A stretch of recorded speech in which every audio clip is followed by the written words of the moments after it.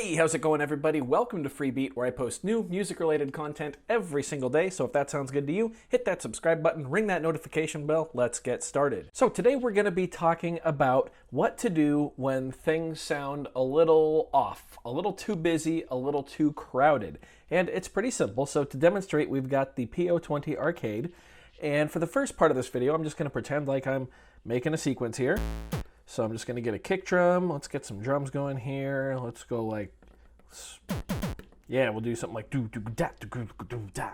You know, I don't know, something kind of funky.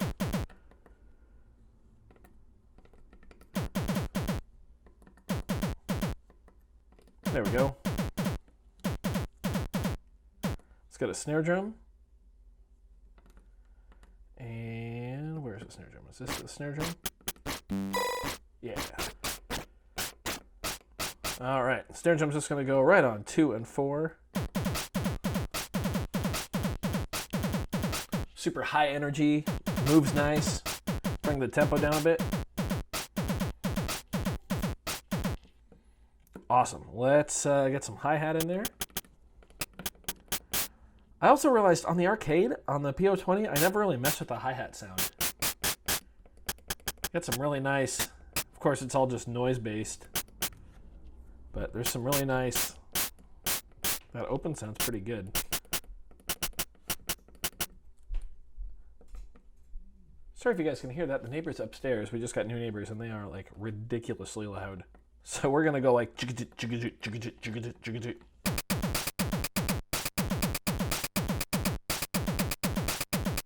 oh yeah, that groove's pretty hard.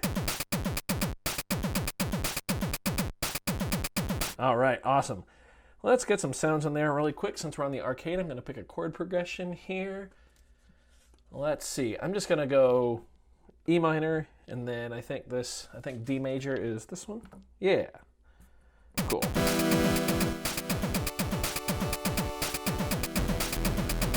Then we'll put a bass in there.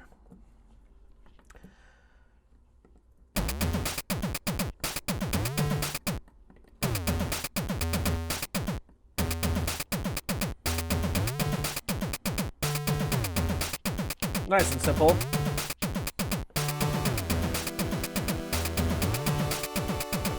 Then I'm going to bring in the chords, just like that. And let's just try to put in like a little melody real quick here. Nice and simple. So we're E minor, then D major. So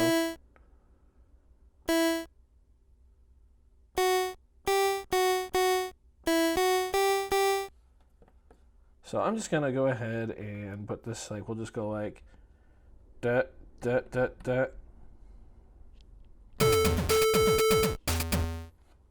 You know, something very simple. I'm just trying to demonstrate a point here. We'll just go E,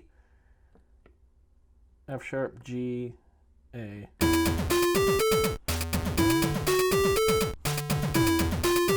Actually, this F isn't going to change to F sharp the first time through because the chord hasn't changed yet. So we're going to copy this whole pattern, put it over here.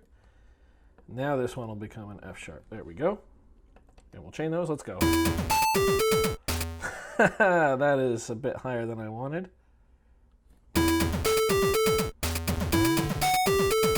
And it's a bit higher on this one as well. There's the proper F. Now let's chain them. All right.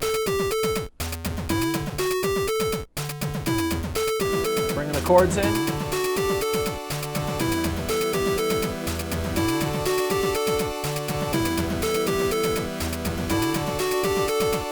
Now, if you feel like you are a little bit stressed or anxious right now, that's because that track is very, very busy, and sometimes that can happen when we're getting carried away, especially on devices like pocket operators, where it's so easy to just put some extra steps in there, and it's so easy to switch between sounds and tracks and just keep adding and adding and adding, or the OPZ, or something like Dig Attack, or any of these Groovebox style sequencers. It's really easy to just get kind of lost and keep adding things. So let's go ahead and look at our drums and see what we can take out to make this feel a little better. Because even without the chords on there,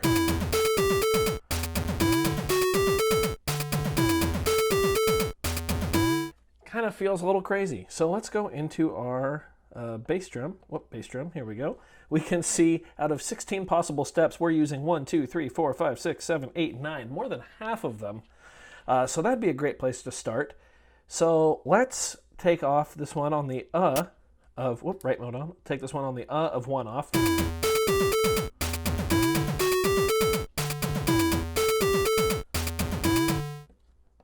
And I'm also going to do that on our second pattern. We're just going to mirror the two patterns. So, and we can hear right away, it already sounds a little better. But I want to take this bass drum right here on the and of 2 off. So now we're going to go choo choo choo choo choo choo choo.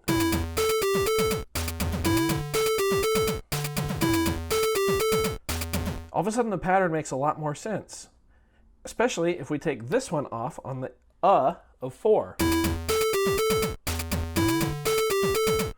So now it's jung jung jung jung jung jung jung jung jung jung jung jung jung jung jung jung.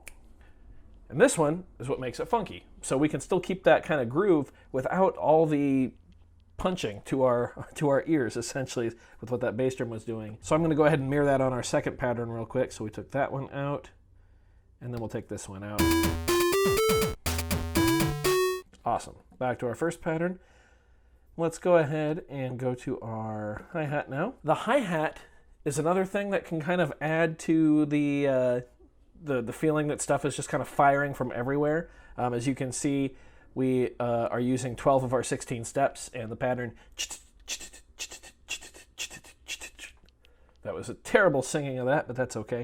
And really quick, let's switch to the snare drum. Here we can see that our snare drum is only on 2 and 4, so that's probably not the culprit. So let's switch back here to our hi-hat. And since our bass drum is on 1 and the and of 1, why don't we take our hi-hat and also put it on that, but let's have our connecting piece right here. So jut da da da, and then we'll just do eighth notes, and we'll take the rest of everything else that's on the E off. So we just have some eighth notes as well as this 16th right here on the of 1.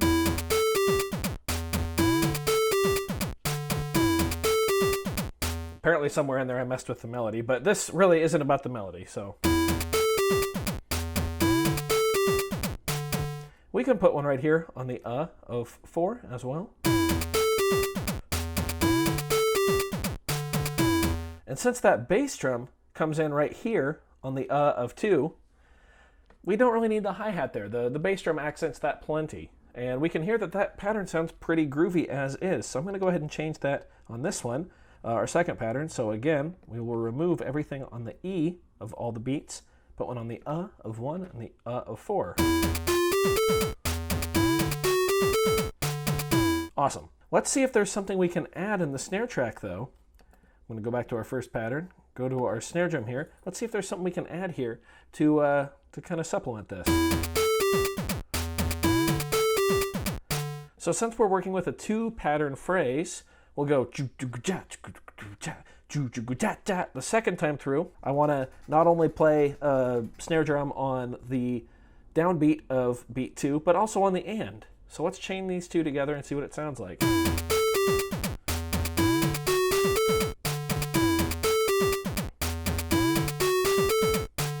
And the way that works as well as it does is because, again, on the of 2 here, we have the bass drum if we go and look at it. So between our snare pattern, it'll go doom doom da da doom doom da doom doom da da doom doom da. Awesome.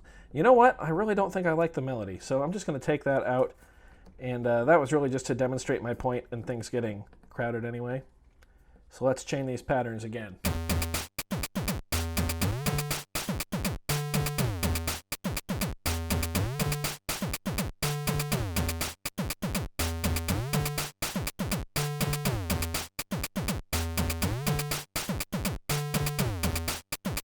Now, in my opinion, that sounds pretty good, and it's pretty groovy, pretty funky, and there's all sorts of room for the 3 drum sounds, the bass, the snare, and the hi-hat, to have some interplay and kind of change things up if you'd like to as you program the rest of your track. And you can do so without really getting in the way of the rest of the music, since we already identified what elements were overcrowding our song and we pulled those out. And a lot of the times that's all it is. When something sounds crowded, we just have to identify those unique elements. A lot of times it's a little rhythmic combination or something that we thought would sound cool, and it just doesn't really mesh with another part or anything like that. And we just have to pull those out and remember what those are and don't use them. Sometimes, if the song changes a little bit, we can use them in the future, and that provides a nice juxtaposition later in the track, but that's a whole different topic. So I hope this video helped you guys. If it did, go ahead and leave a like on it. If not, you can leave a dislike. That's okay too. Doesn't hurt my feelings, just makes me try that much harder next time. Either way, be sure to hit that subscribe button. We blew past 800 for the month of June, and we still have like a week left, so the new goal is 850. Right now we're already at 818, so you guys are just smashing it. So yeah, thank you so much. Thanks for being here. Thanks for watching. We'll see you tomorrow. Bye.